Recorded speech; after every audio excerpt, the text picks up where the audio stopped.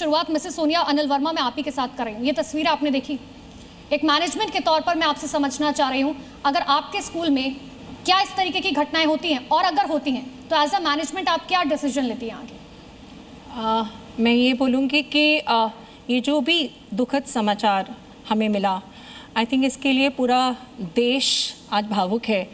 और जो सरकार नई एजुकेशन पॉलिसी 2020 के रूप में लाना चाहती थी, आई थिंक उस पर एक बहुत बड़ा क्वेश्चन मार्क है। हम सभी स्कूलों में इतनी निगरानी बच्चों के साथ रखते हैं।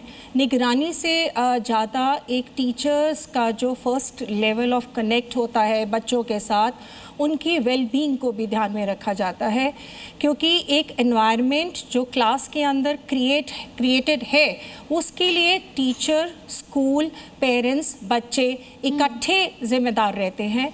और एक बहुत बड़ा क्वेश्चन इवन हमारे लिए भी है, हर स्कूल में नीति अनुसार एक सिस्टम है जो स्कूल का कल्चर बनाता है, और उस कल्चर की हर लेवल पे, हर लेयर पे एक चेक्स होते हैं। और मुझे भी जब ये न्यूज़ सुनी मैंने, तो आई थिंक मेरा भी दिल रो उठा कि ऐसा एक स्कूल में एक 6 साल के बच्चे के साथ होना हम कभी सोच भी नहीं सकते। और ये बहुत बड़ा मुद्दा है जो एक टीचर के मानसिक लेवल को दर्शाता है। हाँ। स्कूल के पॉलिसी, स्कूल के कल्चर को रिफ्लेक्ट करता है, जहाँ पर हम खुद देख पा रहे हैं कि देयर आर गैप्स। बिल्कुल मिसेस सोनिया, आपने बहुत इंपॉर्टेंट दरअसल ये बात कही है कि देखिए एक टीचर की मानसिक स्थिति क्या है वो पता चलती है इन तस्वीरों से। मेरे साथ डॉक्टर निशा खन्ना मौजूद है जो एक साइकोलॉजिस्ट के तौर पर यहाँ पर है।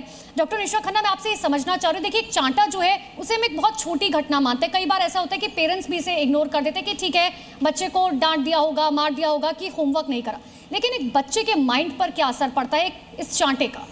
देखिए, सडन फेयर और शॉक की स्टेट में most of the time stress hormones release होते हैं। वो कॉर्टिसोल और एड्रेनलिन है। बच्चे का ब्रेन तो वैसे ही डेवलप नहीं होता। 5 से 4 साल के बच्चे को अपने इमोशनल रेगुलेशन करना बिल्कुल नहीं आता है। दूसरा, जब भी ऐसी कोई शॉक की स्टेज होती है या फेयर की स्टेज होती है तो बच्चे की हार्ट बीट का बढ़ना भी बहुत नॉर्मल है। अगर बाय चांस अनडायग्नोस्ड कोई हार्ट कंडीशन होगी तो ये उससे सिचुएशन और भी वर्स्ट हो सकती है। अगर देखा जाए तो मुझे लग रहा है यहाँ पर बहुत हाईलाइट हो रहा है कि टीचर का अपना इमोशनल रेगुलेशन लेवल कैसा है, क्योंकि वो बच्चे को पीट रहा है तो अगर, और वो भी स्टिक लेकर, जहाँ तक मैंने सुना है, तो अगर बच्चे को पीट रही है तो उसका अपना इमोशनल रेगुलेशन कहाँ है? हमें भी पता है, पॉलिसी में है आज की डेट में बच्चों को नहीं मारना है। और बच्चों के मारने पर रिसर्च भी बहुत बार, मुझे लगता है टीवी चैनल के माध्यम से बहुत बार, स्पेशली 2020 के बाद ये बहुत ज़्यादा हाईलाइट हुआ है कि बच्चों पर फिज़िकल बीटिंग्स का, हिटिंग्स का, आपके वर्बल अब्यूज़ का, आपके फिजिकल अब्यूज़ का बहुत बुरा असर पड़ता है। और 5 से 6 साल के बच्चे को इस तरह, जिसमें बच्चा उनके ऊपर गिरा भी है फिर भी उसको शर्ट के बटन खोलने की कोशिश कर रहे हैं, तो I think so lack of empathy मुझे दिखता है टीचर में, और वो बिहेवियर में दिख ही रहा है। मुझे लग रहा है यहाँ पर टीचर्स के इमोशनल रेगुलेशन पर काम करना बहुत ज़रूरी है। I do not know school में चाइल्ड साइकोलॉजिस्ट हैं, टीचर्स की कितना काउंसलिंग होता है, ये बहुत सारी चीज़ें हाईलाइट करती हैं।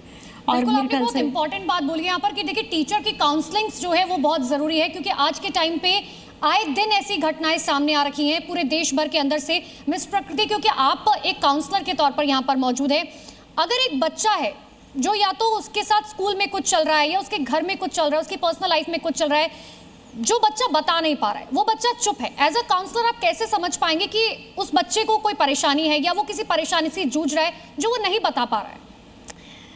एक बच्चे को जो जिस चीज़ के लिए वो ढूंढ रहे होते हैं वो एक एम्पैथी है। बच्चे के साथ जितना एम्पैथेटिक रहोगे, मैंने देखा है एज अ स्कूल काउंसलर, बच्चे उतना ओपन अप होते हैं।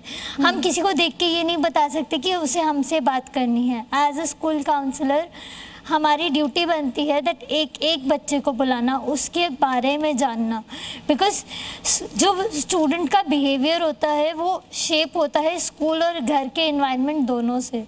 इसीलिए बहुत ज़रूरी है कि अगर वो कुछ घर पे फील कर रहा है या स्कूल में फील कर रहा है, तो उसके पास एक ऐसा पर्सन होना चाहिए जिससे वो जाके अपनी बातें बता सके।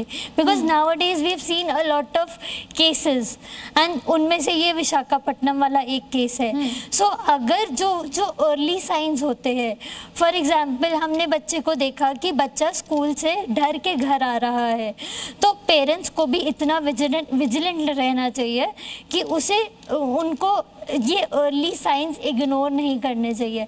बिकॉज ये इग्नोरेंस के पार्ट में ही कई बार होता है कि हम स्कूल में जो हो रहा है बच्चे को होने देते हैं।